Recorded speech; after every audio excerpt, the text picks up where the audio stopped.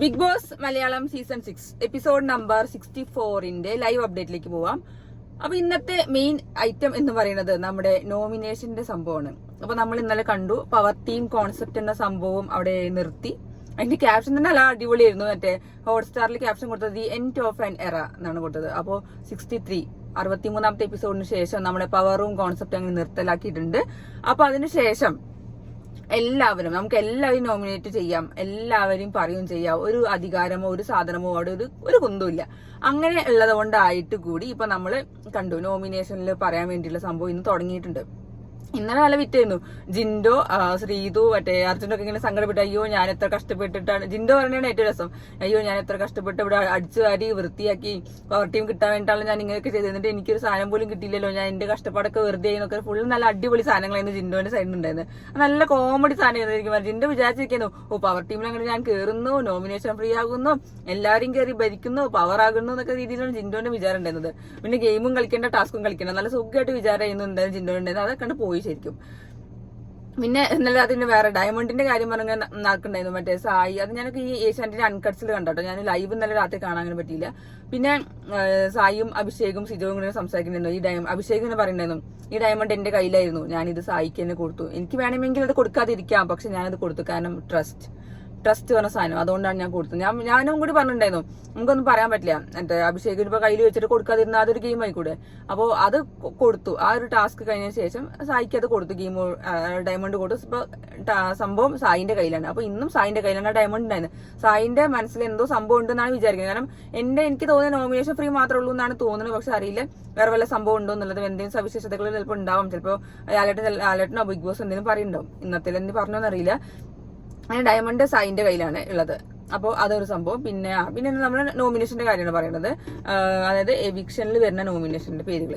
അപ്പോൾ നമ്മൾ കണ്ടു, റസ്മിൻ ഓൾറെഡി ഡയറക്ട്ലി നോമിനേറ്റഡ് ആണ്. അപ്പോൾ ഡയറക്ട് നോമിനേഷൻ കിട്ടിയിട്ട് റസ്മിൻ ഓൾറെഡി ഉണ്ട്. അത് കഴിഞ്ഞിട്ട് പിന്നെ നമ്മൾ ഇന്നത്തെ ഏറ്റവും വലിയ സംഭവം എന്ന് വെച്ചാൽ 2 പേര് ഡിസ്കസ് ചെയ്തിട്ട് അവരിൽ ഒരാളെ നോമിനേഷനിൽ ഇടാൻ വേണ്ടിയിട്ടാണ് പറഞ്ഞത്. അപ്പോൾ അങ്ങനെ നമ്മൾ പോയി കണ്ട കപ്പിൾസ് 2 പേരെന്ന് പറയുന്നത്, ഒന്ന് ജാസ്മിൻ, അഭിഷേക്.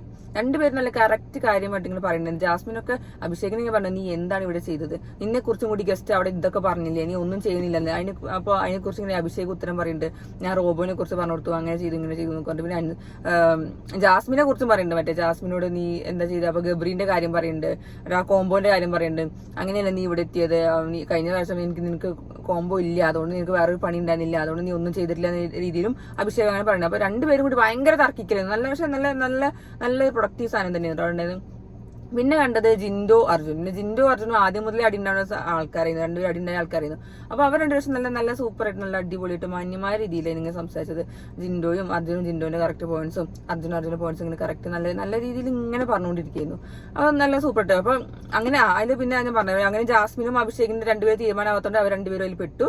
അതേപോലെ ജിൻഡോയും അർജുനും നോമിനേറ്റഡ് ആയി. 2 പേരും അവരുടെ ഓപ്പോസിറ്റ് ആൾക്കാരുടെ പേര് പറഞ്ഞു, അവർ നോമിനേറ്റഡ് ആയി. പിന്നെ വന്നത് ഞങ്ങൾക്ക് കറക്റ്റ് ഓർഡർ ഓർമ്മയില്ല. പിന്നെ അപ്സര, ഋഷി വന്നു. അവർ നമ്മൾ പൂരടിയുന്നു. ഋഷി പിന്നെ ഫുള്ള് ഇമോഷണലി മെന്റലി സാധനങ്ങളൊക്കെ എടുത്തിട്ടാണ് അപ്സരനെ വന്നത്. അവർ എക്സ്പെക്ട് ചെയ്ത സംഭവം തന്നെ. അവരിങ്ങനെ വിചാരിക്കുന്നത് ആരെ പഠിത്തം വരുന്ന വിചാരിച്ച് നമ്മൾ കറക്റ്റ് അപ്സരനെയും ഋഷിനെയാണ് ബിഗ് ബോസ് വിളിച്ചത്. അങ്ങനെ ഋഷി അങ്ങോട്ടും ഇങ്ങോട്ടും പറഞ്ഞു, അപ്സരി ഇങ്ങോട്ടും പറഞ്ഞു. അപ്പൊ നല്ല ഭയങ്കര സംസാരത്തിലാണ് പറഞ്ഞത്. ആ ഒരു ടാസ്കിനെ കുറിച്ചാണ് കൂടുതൽ ബേസ് ചെയ്തിട്ട് എല്ലാവരും പറഞ്ഞു. അങ്ങനെ അതിലും അവർ 2 പേരും നോമിനേറ്റഡ് ആയി. അത് കഴിഞ്ഞിട്ട് പിന്നെ വന്നത് ശ്രീതു, സിജോ.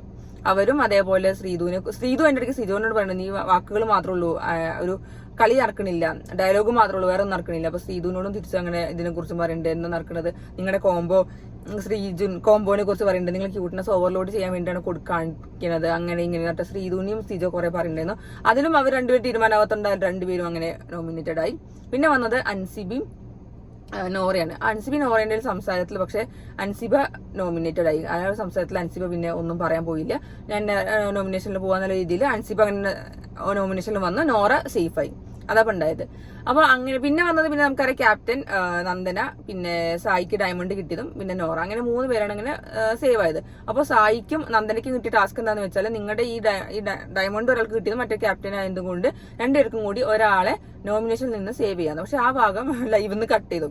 എനിക്ക് തോന്നുന്നത് ജിൻഡോ ആണെന്നാണ് കേൾക്കുന്നത്, അറിയില്ല സംഭവം. പക്ഷെ അങ്ങനെയാണ് കേൾക്കുന്നത്, ജിൻഡോനെയാണ് അവർ രണ്ടുപേരും കൂടി സേവ് ചെയ്തെന്നാണ് കേട്ടത്. അപ്പൊ അങ്ങനെ രണ്ടുപേര് അവർ സേവ് ചെയ്തു. അങ്ങനെ ഇപ്പൊ 10ാമത്തെ വീക്കായി. ഇപ്പോ 10ാമത്തെ വീക്കിൽ 10 പേരാണ് ഇപ്പോൾ നോമിനേഷനിൽ വന്നത്. അതിൽ ഒരാളെ രക്ഷപ്പെടും. അത് ആരാന്നുള്ളത് നമ്മൾ ഇന്ന് രാത്രിത്തെ എപ്പിസോഡ് കണ്ടാലേ മനസ്സിലാവുള്ളൂ. പിന്നെ അത് കഴിഞ്ഞ റൂം തിരിച്ചു. പിന്നെ ക്യാപ്റ്റൻ ആയത് നന്ദന ക്യാപ്റ്റൻസി ഏറ്റെടുത്തു. നന്ദന അടിപൊളിയായിട്ടാണ് ചെയ്യേണ്ടതെന്ന് തോന്നുന്നുണ്ട്. കാരണം നല്ല രസമായിട്ട് ഓർഡറിങ് ചെയ്യുന്നുണ്ട്, ടീം തിരിക്കുന്നുണ്ട്, ഇങ്ങനെ ഓരോ കാര്യങ്ങൾ കറക്റ്റ് കട്ട് ആൻഡ് ക്ലിയർ ആയിട്ട് ചെയ്യുന്നത്. പിന്നെ സായി അങ്ങനെ വാഷ്റൂം ഏരിയയിലേക്കാണ് വന്നിരിക്കുന്നത്. സായി, പിന്നെ അപ്സര, പിന്നെ ഒരാളും കൂടി ഉണ്ട് തോന്നുന്നു. അപ്പൊ അവർ അങ്ങനെയാണ് ഹെൽത്ത് കണ്ടീഷൻ ആലോചിച്ചിട്ടാണ് ഇങ്ങനെ പറഞ്ഞതെന്നൊക്കെ പറഞ്ഞു. അപ്പൊ അതൊരു ടാസ്ക് അങ്ങനെ പോയി ഡിവൈഡ് ചെയ്ത ടാസ്ക് നന്നായിട്ട് തന്നെ ചെയ്തിട്ടുണ്ടായിരുന്നു. പവർ ടീം ഉണ്ടായിരുന്നെങ്കിൽ മേ ബി നന്ദന ഒക്കെ അടിപൊളി. നന്ദന ആ പവർ ടീമിനൊക്കെ എങ്ങനെ ഉണ്ടാവും, മറ്റേ ഇതാവുമല്ലോ, ഡെൻ ടീം ആവുമല്ലോ പവർ ടീം ആയിരുന്നെങ്കിൽ അത് നല്ല അടിപൊളിയായിരുന്നു. പക്ഷെ എന്താ ചെയ്യാൻ, ജിൻഡോടെ ഇരുന്ന് കരഞ്ഞ് മെഴുകുന്നു, അയ്യോ എന്റെ ഡെൻ ടീം പോയി, എന്റെ പവർ ടീം പോയി. ഇപ്പൊ പീപ്പിൾസ് റൂമായി, നല്ല പേരട്ടെ പീപ്പിൾസ് റൂം. അപ്പൊ എന്തെങ്കിലും അതിന് അർത്ഥം ഉണ്ടാവും ചിലപ്പോൾ. ഇനി വരുന്ന ആഴ്ചയിൽ എന്തെങ്കിലും പറയുണ്ടാവും, അതിന് എന്തെങ്കിലും ഒരു പ്രത്യേകത ഉണ്ടെന്നോ എന്തെങ്കിലും പറയുന്നുണ്ടാവും. അങ്ങനെ ഒരു വിശാലമായ ഒരു കൊട്ടാരം, അല്ല മറ്റേ വലിയൊരു ബെഡാണല്ലോ അവിടെ. നല്ല ഒരു അടിപൊളി, നല്ല ഇങ്ങനെ വിരിഞ്ഞ് കിടക്കുന്ന സാധനമായിരുന്നു ആ ബെഡ്. അത് നല്ല അടിപൊളിയായിരുന്നു. പിന്നെ നമുക്ക് പിന്നെ കണ്ടത് പിന്നെ നമ്മൾ കുറെ പ്രൊമോ കണ്ടു. ആ പ്രൊമോയിലൊക്കെ നല്ല നല്ല നല്ല അടിപൊളി സാധനങ്ങളുണ്ട്. ഒരു നന്ദന മറ്റേ ജിൻഡോന്റെ മറ്റേ പെണ്ണ് കാണാൻ ചടങ്ങിന്റെ മറ്റേ ചായ കൊണ്ടേ കൊടുക്കുന്നതും, ജിൻഡോ കൈ വരച്ചിങ്ങനെ ചായ പിടിക്കുന്ന സീനും നല്ല നല്ല നല്ല കോമഡി സാധനമുണ്ട്. പിന്നെ വന്നത് എന്താ പറയാ, പിന്നെ വന്നത് മറ്റേ നമ്മളെ ഈ ഒരു ടാസ്ക്, മറ്റേ ഒരു വട്ടത്തില്, അത് കഴിഞ്ഞ കൊല്ലത്ത് എനിക്ക് നല്ല ഓർമ്മ ഉണ്ട്. മറ്റേ മാരാറും ശോഭയും കൂടി ഒക്കെ അടി ഉണ്ടാക്കിയതും മുണ്ട് താഴ്ത്തിയതാന്നൊക്കെ പറഞ്ഞ സീനൊക്കെ എനിക്ക് ഓർമ്മ വന്നു. ആ ഒരു വട്ടത്തിന്റെ ഉള്ളിൽ പേര് എഴുതിയിട്ട് ബസ് സ്റ്റാൻഡ് പോലത്തെ സംഭവം, അതിന്റെ ഉള്ളിൽ എല്ലാവരും കൂടി കയറിക്കുക.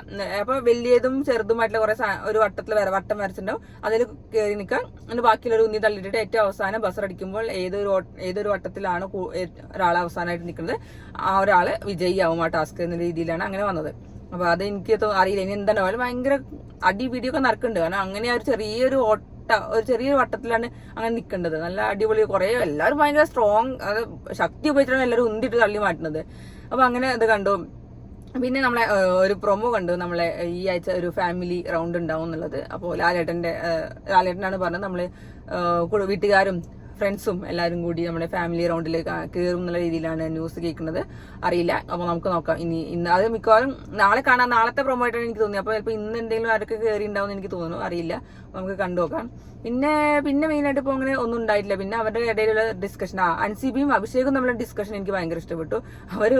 അവരൊക്കെ എന്തൊക്കെ വന്നു, എന്നിട്ട് അവർക്ക് ഒരു കുലുക്കൂല, എല്ലാം കറക്റ്റ്. അൻസിബിക്ക് അങ്ങനെ ശരിക്കും പറഞ്ഞാൽ കൊണ്ടു സംഭവം. എന്നിട്ട് അഭിഷേക് എന്നിട്ട് അവർ ഡിസ്കസ് ചെയ്യുന്ന നോറേനെയും കുറിച്ച് റസ്മിനെ കുറിച്ച്. നോറ നമ്മളെ കൂടെ നിന്നിട്ട് അപ്പുറത്ത് പോയി ചാരി നിന്നു എന്ന രീതിയിലാണ് സംസാരിച്ചത്. കാരണം നോറ ഇവിടെ നിൽക്കുകയും ചെയ്തു, അപ്പുറത്ത് നിന്നിട്ട് ജാസ്മിനോട് സോറി പറഞ്ഞതും, ജാസ്മിനെ ഞാൻ തെരഞ്ഞെടുത്തിട്ടില്ല മറ്റേ ഡിഫെൻഡ് ചെയ്ത് നിന്നു എന്നൊക്കെ രീതിയിൽ നോറ സംസാരിച്ചതൊക്കെ അൻസിബിക്ക് മനസ്സിലായി. അൻസിബി അഭിഷേകും കൂടി അതാണ് സംസാരിച്ചത്. അപ്പൊ നമുക്കറിയാലോ അൻസിബി ആണ് അഭിഷേക് നിങ്ങൾ ഒന്ന് പറഞ്ഞു കൊടുക്കുന്നത്, ഇട്ട് കൊടുക്കണൊക്കെ. നമ്മുടെ കൂടെ നിന്നിട്ട് നോറ അങ്ങനെ പോയി, റസ്മിൻ അങ്ങനെ പോയി എന്ന രീതിയിലാണ് അവരെ സംസാരിച്ചത്. അപ്പോൾ ഇവർക്ക് എന്തായാലും കിട്ടി. പവർ ടീമിന്റെ ആ ഒരു ചീത്തപ്പേര് എന്തായാലും അൻസിബിക്കും അഭിഷേകും നല്ലോണം കിട്ടി. രണ്ടുപേരെയും ആ ഹോട്ടൽ ടാസ്കിലെ അതിഥികളും നല്ലോണം കുറ്റം പറയുകയും ചെയ്തു. അപ്പൊ എന്തായാലും ഈ ഒരു കാര്യത്തിൽ വേറെ കാര്യമുണ്ട്, ജിൻഡോ, ശ്രീതു, അർജുൻ ഇവരിനി പവർ ടീം ആയിരുന്നെങ്കിൽ അവർക്ക് കുറച്ച് നെഗറ്റീവ് വന്നിരുന്നു. പക്ഷെ അത് നൈസായിട്ട് ഇതുകൊണ്ട് എന്തായാലും പോയിട്ടുണ്ട്. കാരണം ഇനി പവർ ടീം പറഞ്ഞ കോൺസെപ്റ്റ് ഇല്ലല്ലോ, എല്ലാവരും എല്ലുമുറി ഇനി പണിയെടുക്കണം, എന്നാലേ കാര്യമുള്ളൂ, എന്നാലേ ടാസ്കുകൾ ജയിക്കാൻ പറ്റുള്ളൂ. ഇനി ഫുള്ള് ഫിസിക്കൽ ടാസ്ക് ആർക്കും ഹെൽത്തിനൊന്നും പറ്റാതിരുന്നാൽ മതിയെന്നുള്ളൂ. അടിപൊളിയായിട്ട് എല്ലാവരും കളിക്കണം എന്നാണ് എനിക്ക് ആഗ്രഹം. എന്തായാലും നമുക്ക് നോക്കാം ഇനി വരുന്ന ആഴ്ചകളിൽ. ഇന്നത്തെ ദിവസം നല്ല അടിപൊളി ഇട്ടുണ്ടായിരുന്നു. പിന്നെ സ്പോൺസർ ടാസ്കിന്റെ സംഭവം അതൊരു നോർമൽ ഇതാണ് വന്നത്.